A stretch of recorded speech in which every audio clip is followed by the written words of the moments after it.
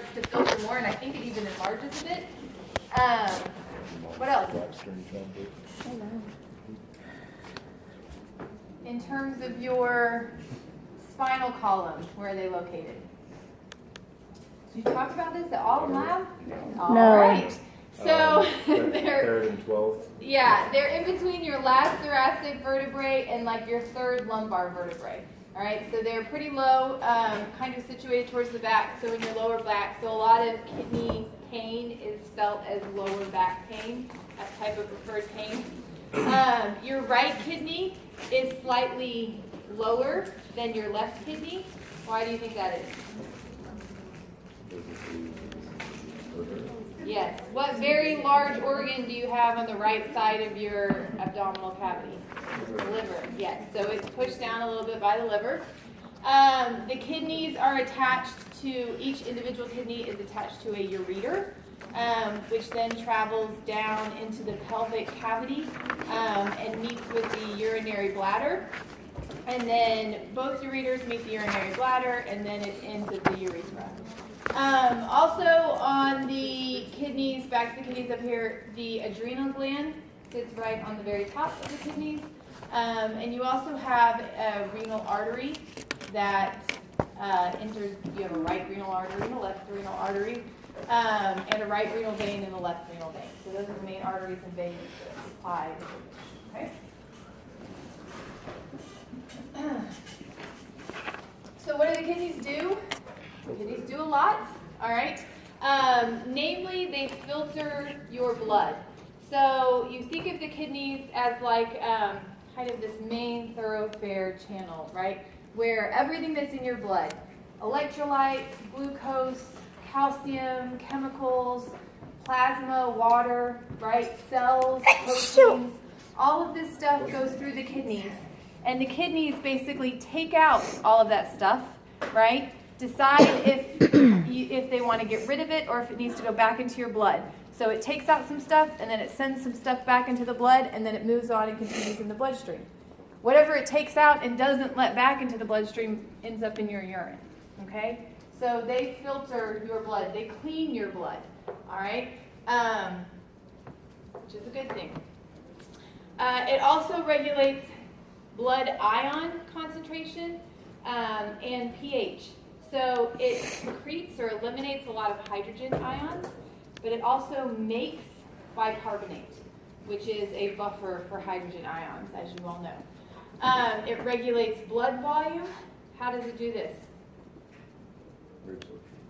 Of? Sodium.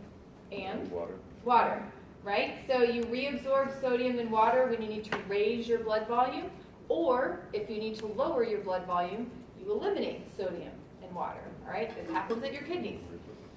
In the same exact way, it regulates blood pressure, right? If you increase volume, you increase pressure. If you decrease volume, you decrease pressure. It maintains blood osmolarity, so it maintains the solute concentration of the blood. If you become dehydrated, if there's too much solute, it will help eliminate more of that solute. And then the reverse is true. If you need to reabsorb more solute, they can do that. It produces hormones. What hormones? No, that's the adrenal gland. Good. Don't say aldosterone. What else? Wait, no, not quite. There is one specifically we've talked about. Good thought. Renin is actually secreted by the arterial. I'll give you renin. I'll give you that. Yeah, that's not what I was thinking of. There's another one.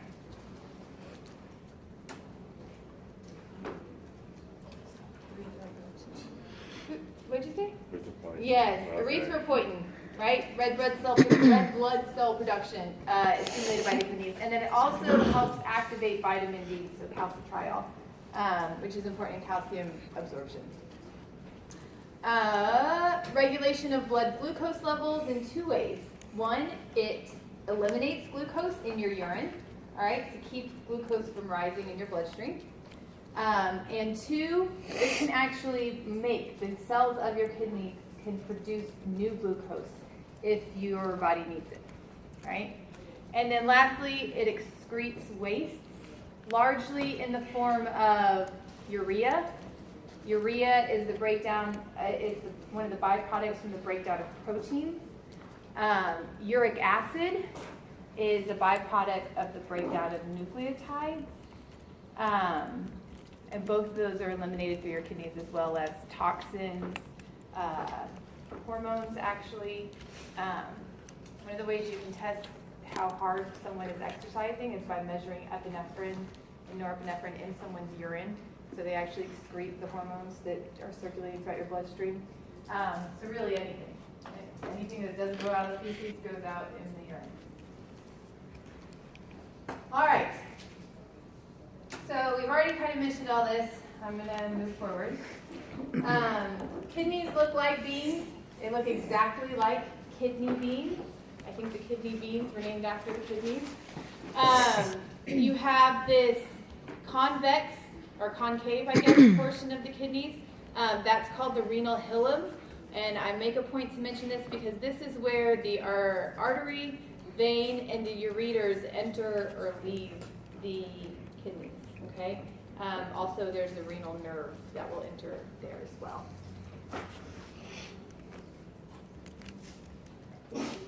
Bless you. You guys did look at all this when you dissected the kidney. No?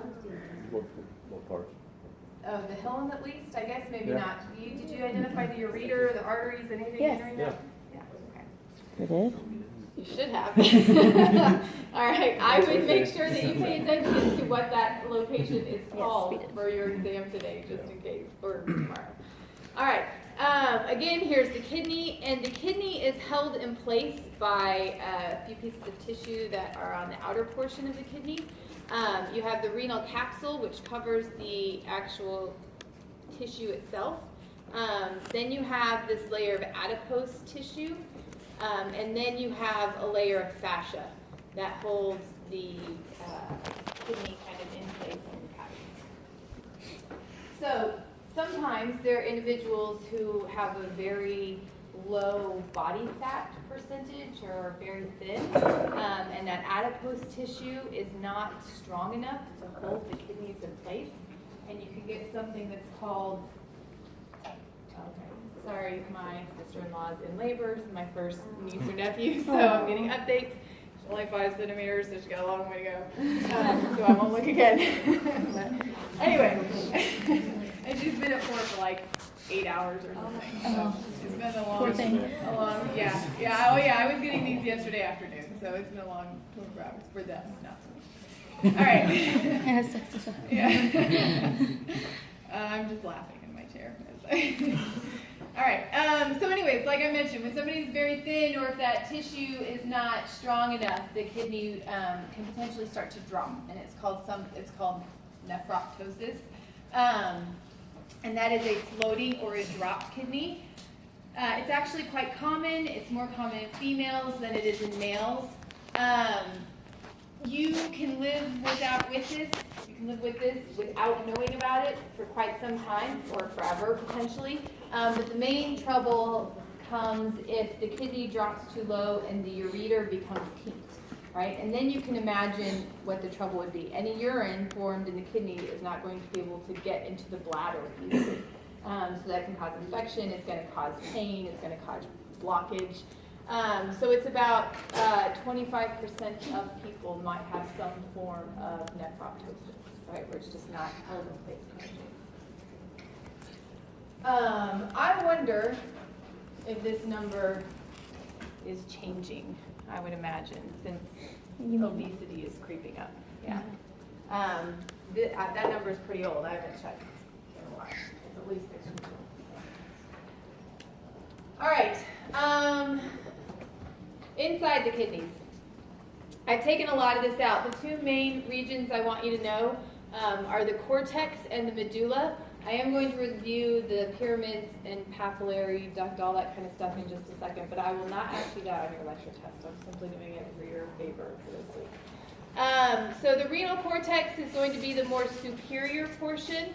of the kidney, and then the renal medulla is the anterior portion. And this will be important when we're distinguishing between different types of nephrons, all right? All right, so this cartoon picture is a little bit better, easier to see the differences in the structure. So here is the renal capsule, the outer layer of the kidney, all right? You have the cortex, which is this light-colored layer, and the medulla, which is the darker colored layer. The regions of the cortex that protrude all the way into the hilum, that's called a renal column, right? So you actually have like the functional area of a kidney, a renal lobe, is 2 renal columns and a renal pyramid, which is part of the cortex and part of the medulla, okay?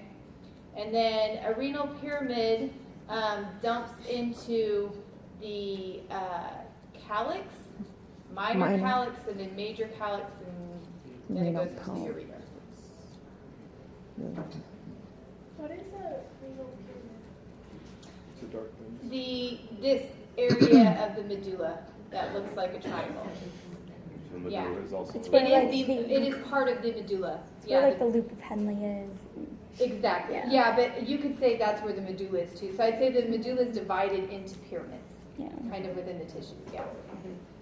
And I guess the important part there is that the cortex actually bends down into the medulla a little bit, bends down, kind of dives down.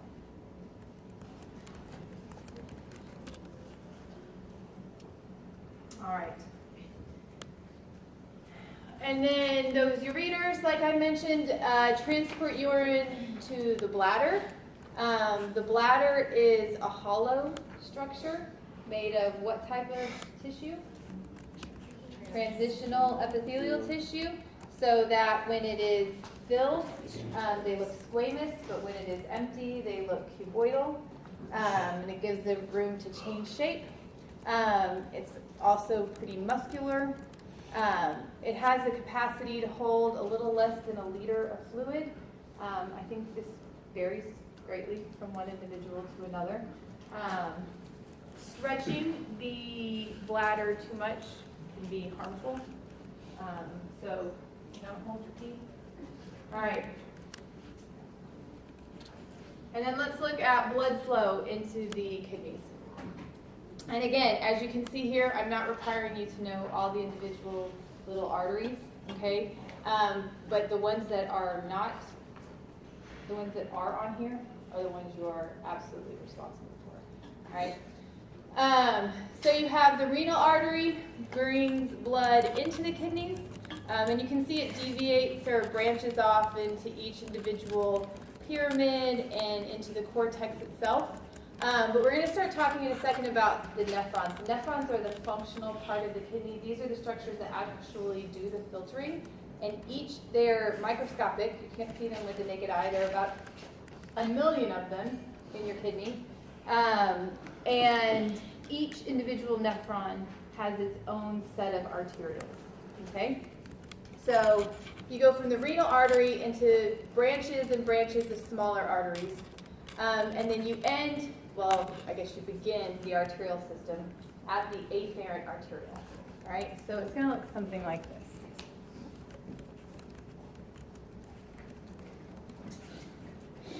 Where you have the afferent arteriole.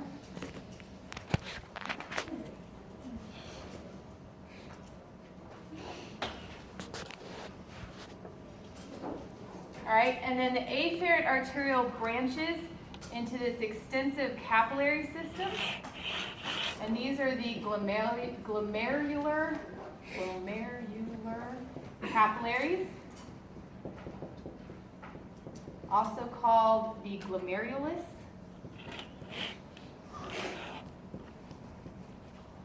Okay, and this is actually going to meet directly with the nephron itself, and then the capillaries come back and form the efferent arteriole.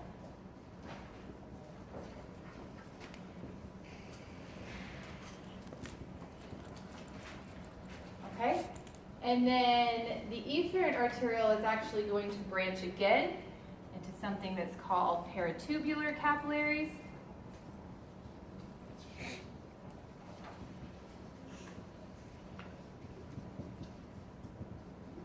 Okay? And then eventually it's going to dump into a very small vein, and then it gets to the larger veins and then out through the renal. Okay? So those are going to be the important ones. Also pay attention, I drew the afferent arteriole larger than the efferent arteriole on purpose because that is how it is. All right? Afferent arteriole is bigger than the efferent arteriole. All right, so how much of your body weight do you think the kidneys make up?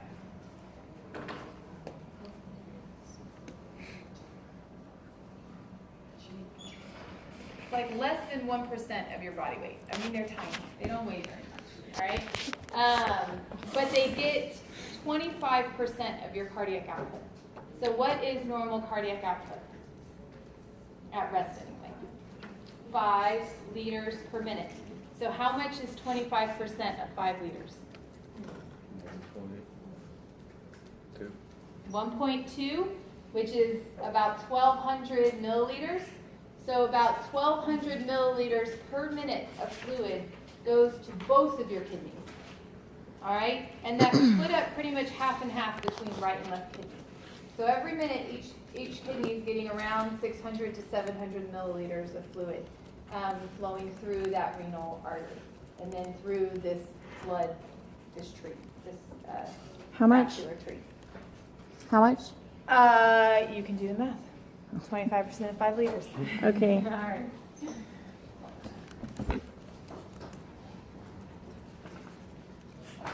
All right. I think we've addressed this at this point, so I'm going to move on to the nephron.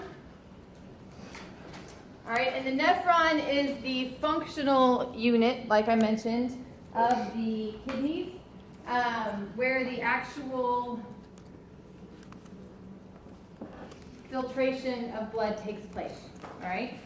So like I said, there's about 1 million nephrons in your kidneys. So all of that fluid, is that 600, 700 mils is going through the renal artery, then it's being split up as it enters, as it continues to break, right? So each afferent arteriole is seeing a much smaller amount of that, and each nephron is seeing a smaller amount of that, okay? So the nephron itself is a tubular system, okay? And we'll just go step by step. You have the first part of the nephron here, all right, that kind of wraps around those glomerular capillaries, all right? And that's called the glomerular capsule.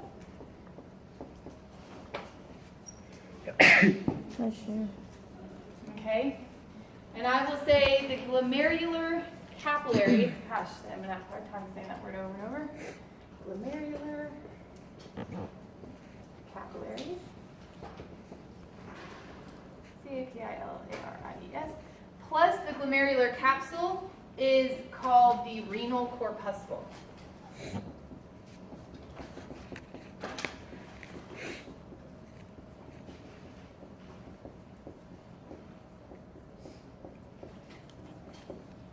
Okay? All right, so essentially, electrolytes, ions, small molecules, and water are going to move from the capillaries into this capsular space, okay? And I should actually draw it like it's literally right next to the capillaries. There's not really any space in between there. Okay, so fluid is going to move from the capillaries into this capsular space, and then it's going to move up and down the nephron itself. All right, so the first part of the nephron you have is the proximal convoluted tubule. All right, and it's not lumpy like that. It's just that it takes a lot of twists and turns. That's why it's called convoluted, okay? All right, so you have the proximal convoluted tubule. So whatever is filtered from the capillaries enters this capsular space and then is going to continue to move through the tubule. Some of that stuff is going to go back into the bloodstream, right? It's going to be reabsorbed. Most of that reabsorption occurs in the proximal convoluted tubule. That's hopefully what we'll spend most of the time Thursday talking about. All right. Then you have this, what's now called the nephron loop, but it used to be the loop of Henle. So you'll see both. I think they're trying to get away from names. All right.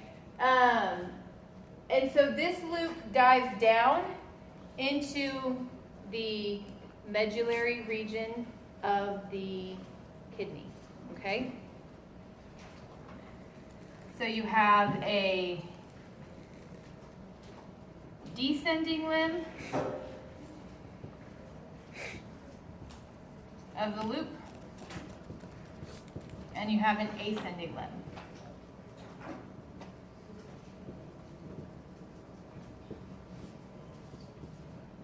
All right, and then you have the distal convoluted tubule.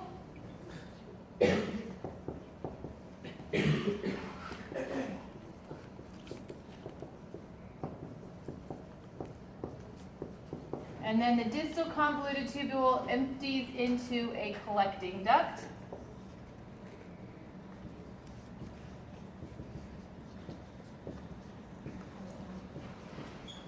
Okay, and multiple nephrons can enter into a single collecting duct. All right, so you might have 1 million nephrons, but you have fewer than that collecting ducts. And then the collecting ducts empty into a papillary. And that there are also less of those. Okay.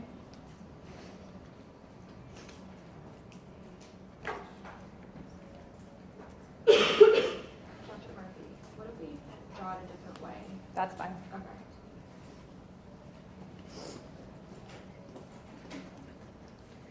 All right. So the corpuscle is the region where the capillaries come into contact with the glomerular capsule, and the tubules are the proximal convoluted tubule, the loop of Henle or the nephron loop, and the distal convoluted tubule. Okay? All right, so let's talk a little bit more in detail about the renal corpuscle. As you see here again, so just to orient you, this is your afferent arteriole. This is the glomerulus or the glomerular capillaries. And this is the efferent arteriole.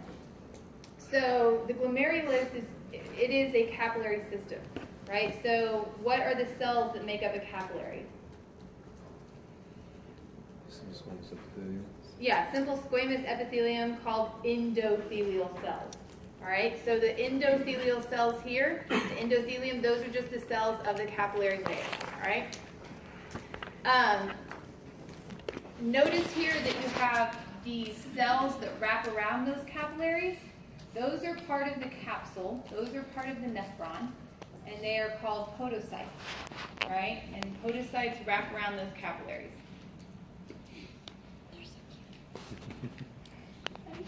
Oh, they're like the coolest cells.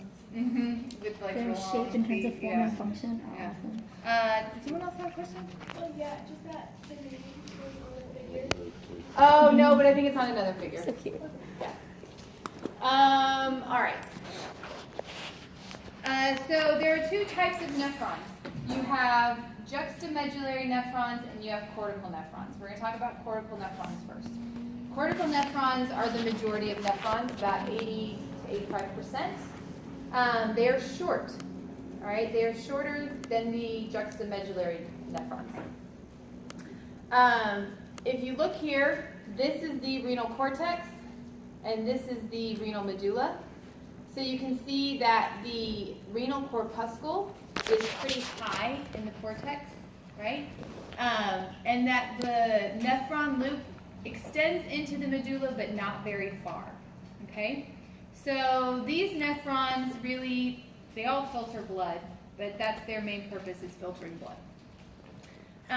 Also, you see these capillaries that are running all around the nephron here. Those are the peritubular capillaries, all right? So any filtrate that moves into the nephron, any fluid, anything that's then reabsorbed back into the blood is going to be reabsorbed into those peritubular capillaries, okay? The loop of Henle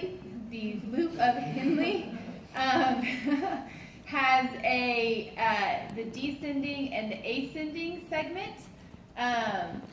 And the ascending segment is thick, but it's not going to quite be as thick as in the juxtamedullary nephron. All right. So the juxtamedullary nephron, they also filter fluid, but their main purpose is diluting and concentrating urine.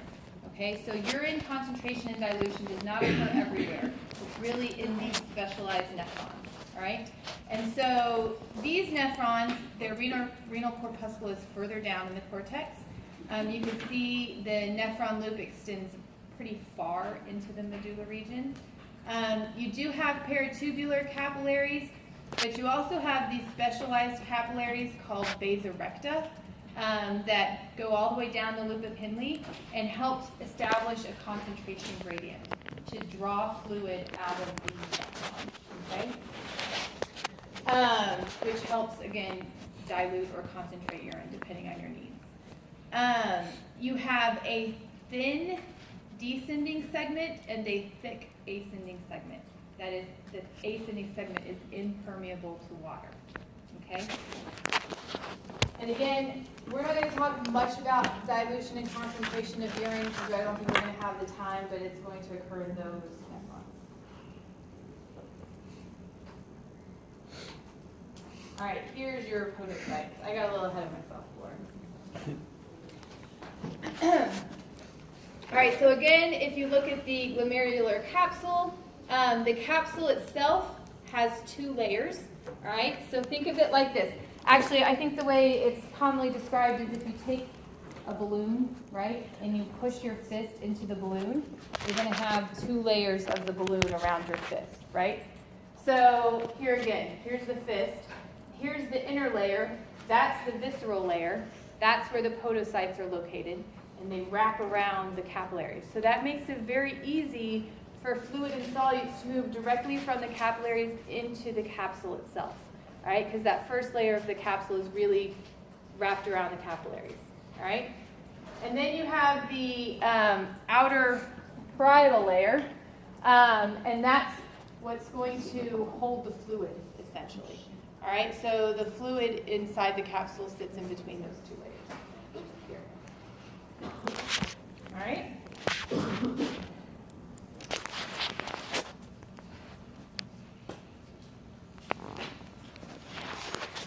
All right, so I'm going to show you this from a different kind of perspective. So if we're talking about this is the inside of the glomerular capillary. So this is just the lumen of the capillary, right? This is the endothelial cell, and the endothelial cells in the glomerular capillaries have pretty large holes in them. Not too large, larger than a continuous capillary, but not anything like a sinusoid or anything like that, right? Just large enough for more solutes and molecules to be able to pass through. So you have the endothelial cell, then you have the layer of connective tissue, the basement, the basal lamina of the capillary, and then you have the podocytes of that visceral layer. All right? So again, fluid's moving from inside here to here, which is the capsular space. Okay?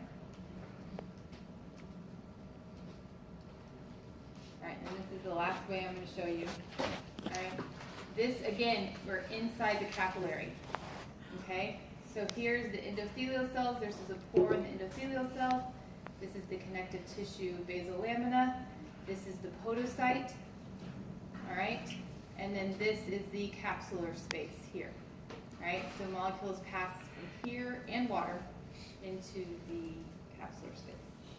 Okay? And there's obviously plenty of room for that to occur. All right. After I'll discuss this and then we'll take a break. Okay? So I also want to discuss the region. There's a region of the nephron that comes into contact with the afferent arteriole. So really it's not laid out linearly like I showed you here. What happens is the loop of Henle is actually, the ascending portion of the loop of Henle is right next to the afferent arteriole. All right, so it kind of curves around itself 3-dimensionally. And there's a crosstalk between the cells of the loop of Henle the afferent arteriole. So this is how the nephron, as we've stated over and over again, this is how when the nephron detects changes in sodium flow, right, or changes in volume of fluid, it can directly tell the afferent arteriole to secrete renin, okay, among other things. So let's look again at the picture here. All right, so you see here, this is that ascending limb of the loop of Henle. There's a group of cells in that ascending limb that are called the macula densa.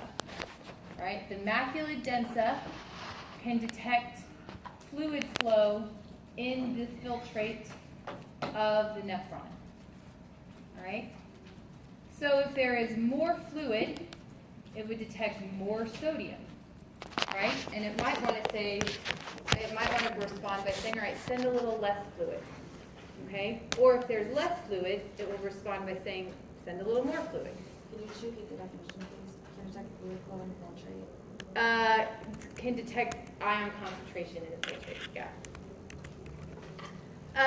You also have the cells of the afferent arteriole that are called juxtaglomerular cells.